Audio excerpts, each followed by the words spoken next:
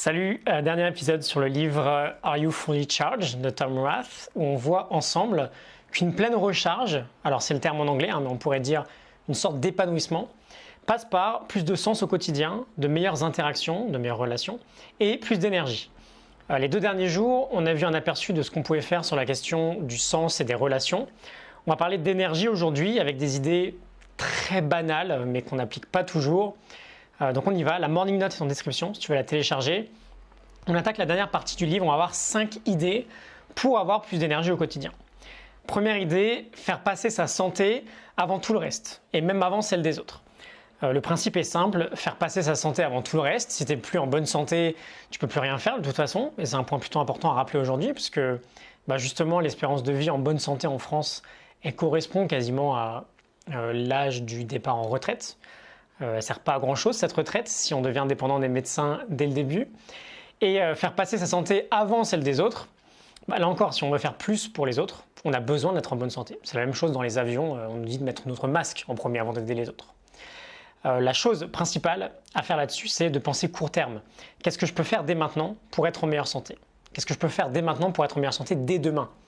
Mieux manger, mieux bouger, dormir plus, c'est ce qu'on va voir juste après. Deuxième idée, tout simplement celle de mieux se nourrir. Il y a 2-3 petites anecdotes assez sympas. La première, c'est que ça ne sert à rien de compter tes calories si jamais tu ne fais pas trop gaffe à ce que tu manges.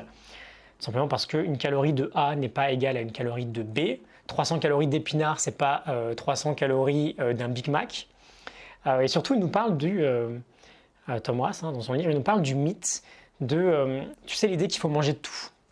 Et il y a un auteur qui s'appelle Dariush Mozaffarian, alors je ne sais pas si je le prononce bien, qui disait que ce mythe de on peut manger de tout, tant que c'est avec modération, on se dit souvent ça, non mais tu sais, il faut manger de tout.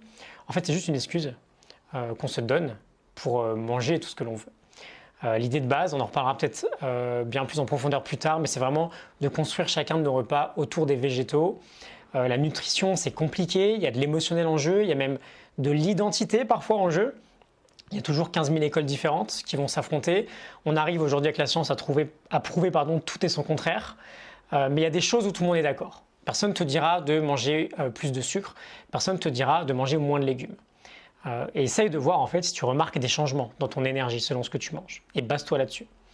Troisième point, l'activité physique. On en parlait il n'y a pas très longtemps. Faire 1 heure de sport par jour. Si on est assis les 14 heures restantes, c'est pas très utile, on va dire, d'un point de vue physique. C'est bien évidemment de faire du sport, mais c'est le fait de rester actif au quotidien qui va vraiment importer. Faudrait vraiment réussir à être beaucoup moins assis en fait. J'en parlais dans l'épisode numéro 160, si ça t'intéresse. Un peu d'étirement, toutes les 20-30 minutes, même si c'est quelques secondes, ça peut faire une énorme différence. Et c'est bien de faire du sport le soir aussi, mais c'est un peu dommage. Quand on fait cette séance de sport, on a un boost hormonal et un boost moral qui peut durer jusqu'à 12 heures. Donc quand on fait une activité physique intense, plus c'est tôt le matin et plus on peut en profiter. 4e point, le sommeil. On veut redonner une place prioritaire au sommeil et surtout pas le délaisser pour, par exemple, du temps de travail supplémentaire. C'est quelque chose qu'on a beaucoup tendance à faire. Moi, par exemple, c'est vraiment quelque chose que j'ai du mal à tenir sur la durée et sur lequel, du coup, je travaille beaucoup. Couper mon électronique assez tôt le soir, ça m'aide beaucoup. Ça ne me convient pas encore totalement, mais voilà, il faut bien comprendre que chaque heure de sommeil que l'on obtient, c'est un investissement pour le futur, ce n'est pas une dépense. 3 petites questions pour t'aider un peu là-dessus. Est-ce que tu sais quel est ton temps de sommeil idéal? Comment tu pourras apporter des petites modifs dans tes journées pour en faire une réelle priorité sans que ce soit trop difficile? Et quel est le petit ajustement que tu peux faire dans ta routine de nuit pour dormir plus efficacement? J'ai une playlist là-dessus si tu veux aller plus loin. Et enfin, 5e idée, on veut prendre conscience que l'un des facteurs qui use le plus notre santé, c'est le stress. Et je suis pas mal placé pour t'en parler, parce que le stress et l'anxiété chronique, c'est vraiment un sujet sur lequel je travaille au quotidien, parce que ça me concerne vraiment. On veut prendre conscience de toutes les situations qui vont générer du surplus de stress dans notre journée, et on veut essayer de les traiter une à une. Je te donne un petit exemple. Depuis le début de mon projet d'une vidéo par jour, je suis quasiment en flux tendu dans mes épisodes. Tu vois, je tourne quasiment l'épisode le jour même ou pour le lendemain. Et en fait, ça, c'est du stress inutile, vraiment, de savoir que je dois absolument faire mon contenu aujourd'hui, alors que je pourrais prendre un peu d'avance. Quand je dis je dois, je sais que je ne dois pas le faire à tout prix, c'est moi qui me suis fixé ce défi. Mais voilà, je concentre mes efforts en ce moment sur cette idée de prendre peut-être 1 ou 2 semaines d'avance, même si ce n'est pas du tout évident. Je sais que ça réduirait énormément mon niveau de stress.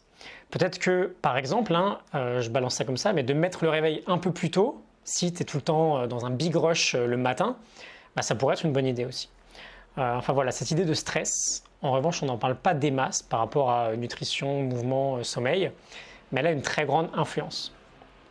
Voilà, donc 5 idées. Je te laisse la morning note du livre Are You Fully Charged en description. Tu peux aller télécharger ça si tu veux. Et on se retrouve demain pour une toute nouvelle semaine. À demain, salut.